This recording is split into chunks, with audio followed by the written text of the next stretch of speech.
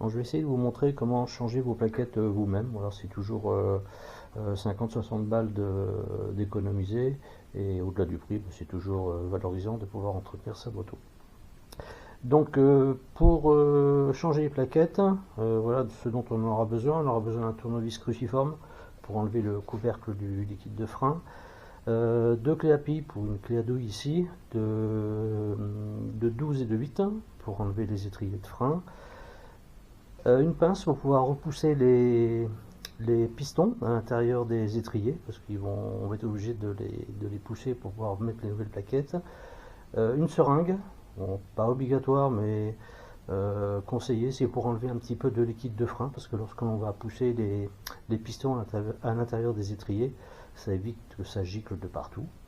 Un jeu de quai à laine, ça c'est pour enlever l'étrier du frein arrière, voilà, parce que contrairement à l'avant, à l'arrière il y a une vis BTR. Du WD-40 pour nettoyer l'intérieur des étriers de frein, il y a un petit peu les pistons.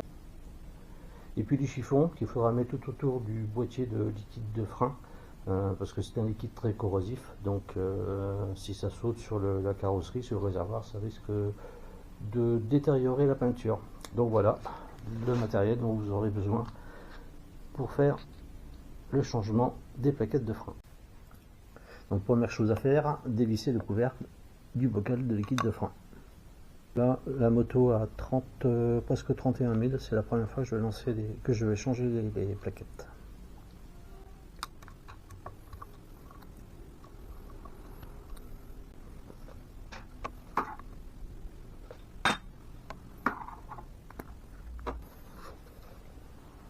Donc là, je vais, avec l'aide de la seringue, je vais enlever un petit peu de liquide de frein, car si j'ai besoin de pousser les pistons, une fois que j'aurai retiré les étriers, que ça gicle de partout.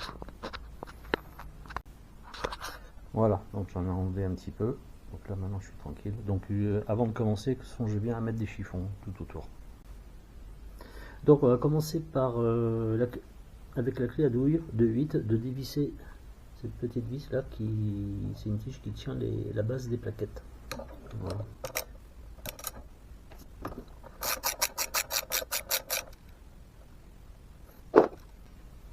Et ensuite, ici, donc là c'est ce qui tient les étriers.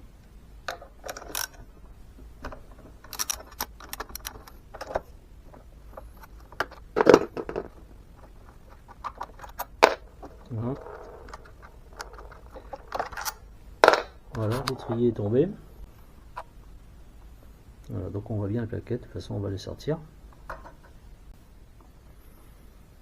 Voilà, donc il nous reste à enlever cette tige là, que l'on a au préalable dévissé un petit peu, parce que c'est ce qui tient à la base des plaquettes. Donc on va enlever ça et les plaquettes vont tomber d'elles-mêmes. Donc j'essaie de vous montrer, donc d'une main ça peut être facile.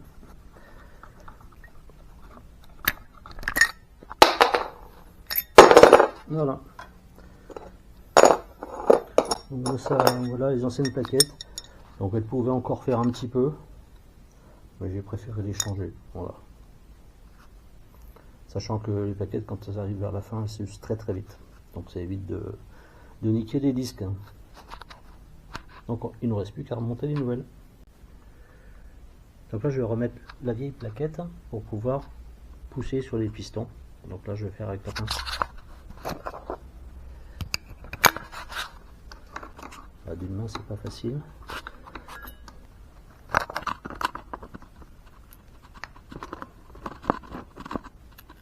Voilà. Alors, donc là vous pouvez voir, les pistons sont bien rentrés. On peut en profiter pour nettoyer, soit donner un coup de WD-40 ou du nettoyant frein, et puis ensuite essuyer qu'un chiffon. Voilà, donc c'est tout beau tout propre, on a tout nettoyé, WD-40 et avec un coup de chiffon, et maintenant on va remonter les nouvelles plaquettes.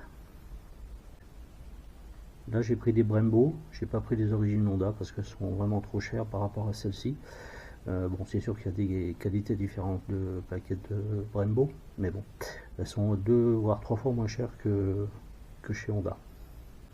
Donc toujours les plaquettes à l'intérieur, et le trou va en bas, c'est ce qui va permettre de faire passer la tige pour maintenir les plaquettes. Et voilà, donc on le positionne là-haut.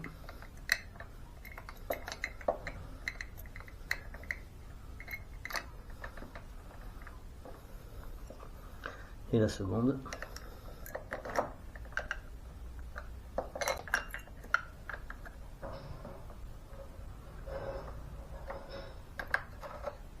Et maintenant, on passe la tige pour les maintenir.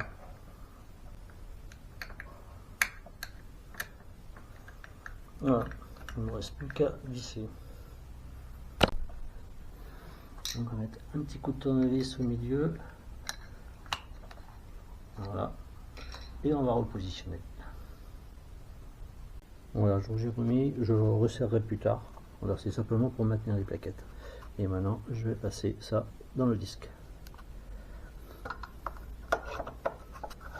Voilà. Et j'ai plus qu'à remettre mes bouchons.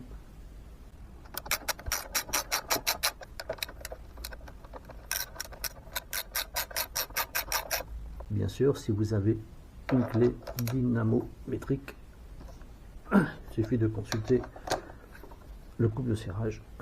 Demandez à ChatGPT, il connaît tout ça. Et on n'oublie pas de serrer cette vis.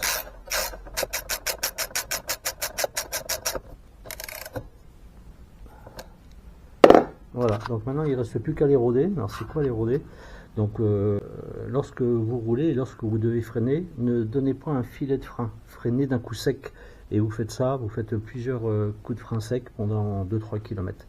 Voilà, sinon vous risquez de glacer, c'est comme ça que ça s'appelle, vous risquez de glacer vos plaquettes.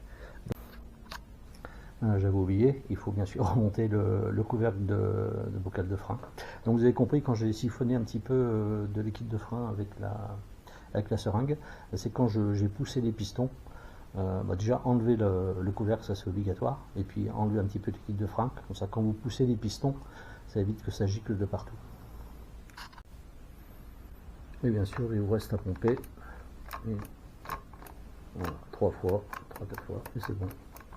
Les plaquettes sont en place, il n'y a plus qu'à rouler.